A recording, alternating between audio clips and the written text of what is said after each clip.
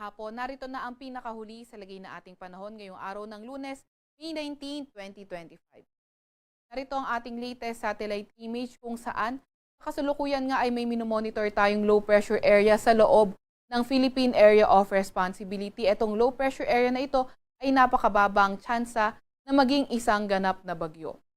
Itong low pressure area na ito ay nakapaloob o naka-embed sa Intertropical Convergence Zone o ITCZ na nakakaapekto sa Mindanao. Ang ITCZ o Intertropical Convergence Zone ang salubungan ng hangin galing northern at southern hemisphere. Kahit nga mababa ang tsansa ng low pressure area na ito na maging isang ganap na bagyo, ang LPA na ito at ang ITCZ inaasahan natin na magdadala ng maulap na papawirin at kalat-kalat na pag-ulan, pagkidlat at pagkulog sa Palawan at Mindanao. Kaya yung ating mga kababayan, lalo na yung mga inuulan ng mga nakaraang araw pa, ay pinag-iingat sa mga banta ng pagbaha o hindi kaya pagguho ng lupa.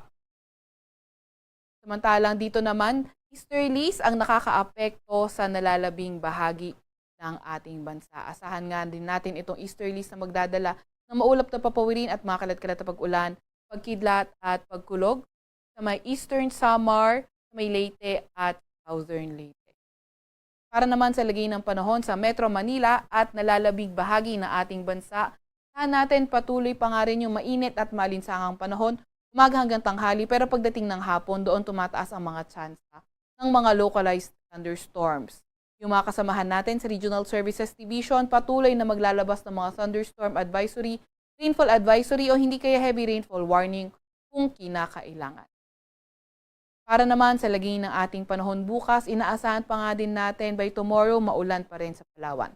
Samantalang sa Metro Manila at nalalabing bahagi ng Luzon, patuloy pa rin ang fair weather condition na may mga chance ng mga thunderstorms pagdating ng hapon hanggang sa gabi. Agwat ng temperatura bukas sa Metro Manila ay 25 to 34 degrees Celsius.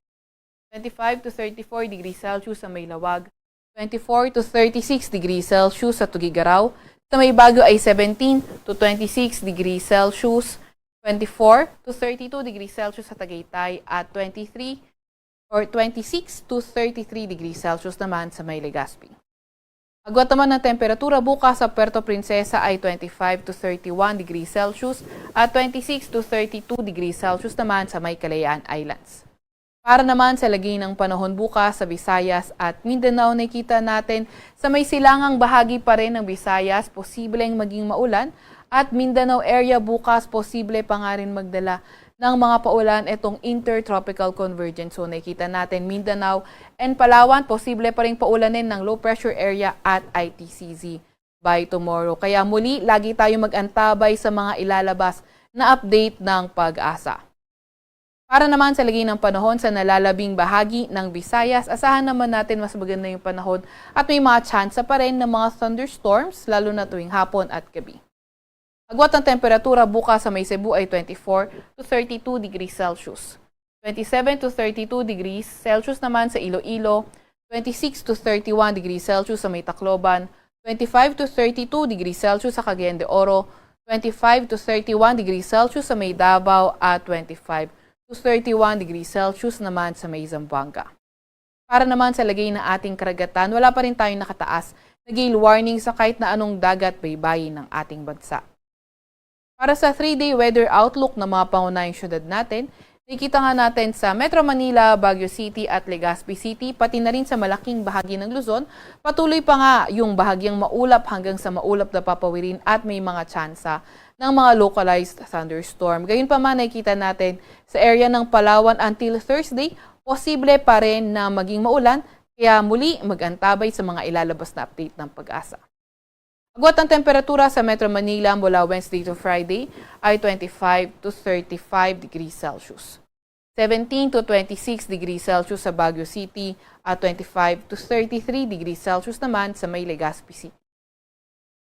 Para naman sa mga pangunahing syudad sa Visayas, nakikita natin sa Tacloban, although maulan ngayon at bukas, pero nakikita naman natin Wednesday, magsisimula na ang pagbuti ng panahon at sa Metro Cebu at Iloilo City, nakikita naman natin na patuloy pa nga rin ang bahagyang maulap hanggang sa maulap na papawirin with chances of localized thunderstorms. Agwat ang temperatura sa Metro Cebu ay from 26 to 32 degrees Celsius. 26 to 33 degrees Celsius sa may Iloilo City at 26 to 32 degrees Celsius naman sa may Tacloban City. Para naman sa mga pangunahing syudad sa Mindanao area, nakikita natin sa Metro Davao, Zamboanga City, pati na rin sa southern at western portion ng Mindanao, posible na ngang maging maulan pa rin kahit abutin pa ng Friday. Kaya ingat, lalo na yung mga uulan din sa mga lugar na yan dahil nga sa mga banta ng pagbaha o hindi kaya pagguho ng lupa. Muli, lagi tayo maki-update sa ilalabas ng mga advisory ng ating PRSD or Pag-asa Regional Services Division. Para naman sa Cagayan de Oro City and sa nalalabing bahagi ng Mindanao, nakikita natin starting Wednesday, magsisimula na yung pagbuti ng panahon sa kanilang mga lugar. Agwat ang temperatura sa Metro Davao ay 25 to 31 degrees Celsius.